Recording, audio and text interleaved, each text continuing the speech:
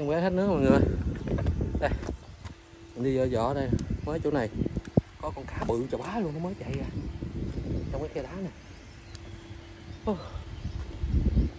Này, nó nằm đâu này.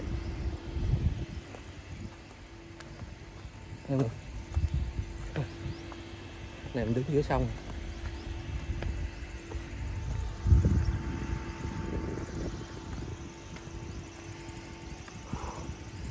Đi vỏ thứ quá rồi.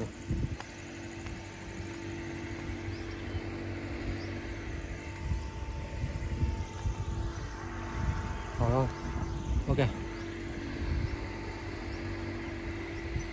Này nguyên một cái tảng đá luôn mọi người. Bây giờ thì theo mấy cái dũng này có cá đá mắc cạn, cá mắc cạn không?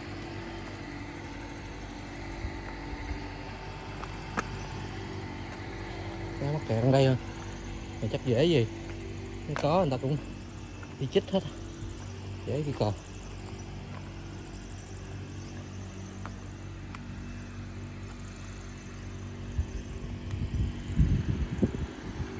Này mình băng qua sông, qua lại sông rồi luôn.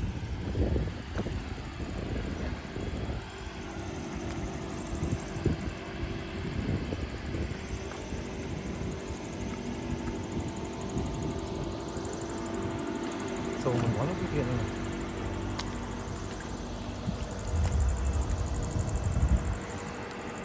Này cho cái máy điện, máy bơm tính gọn.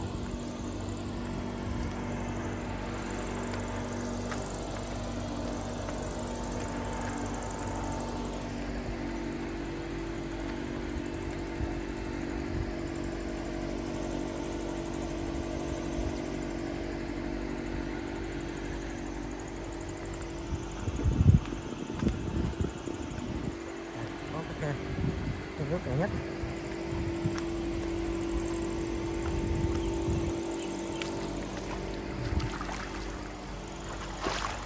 Thôi nước đã chưa.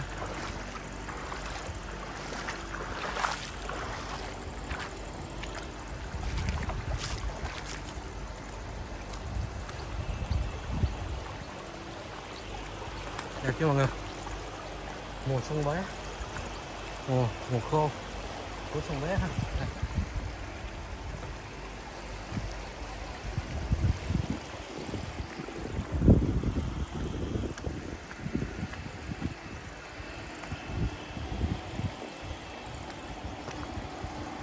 Có cá câu không đây?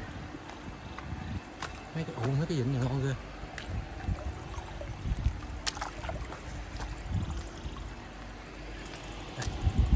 Nước thì dày xong rồi. Nước trông ghê luôn. Đây là sông bé ha, chứ không phải sông bự ha. Đi lụm chì ha. Này giống như đi kiếm chì quá.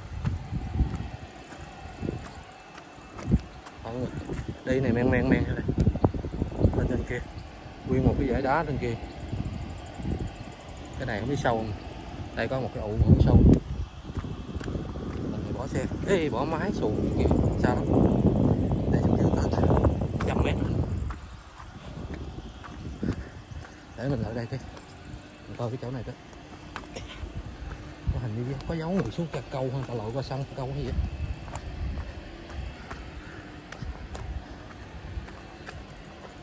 Đúng đẹp luôn mọi người.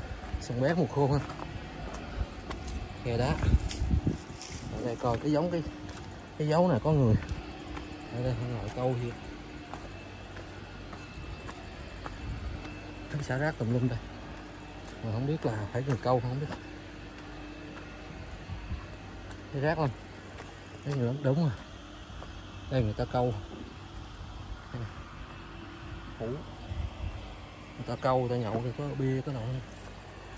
Cái chân. Giày dép. Có người ở đây. Cái lỗ này là sâu hơn.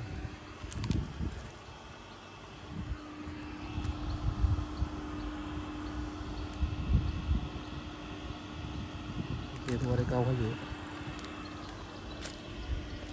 Không biết chính xác luôn. Cái lỗ này sâu hơn.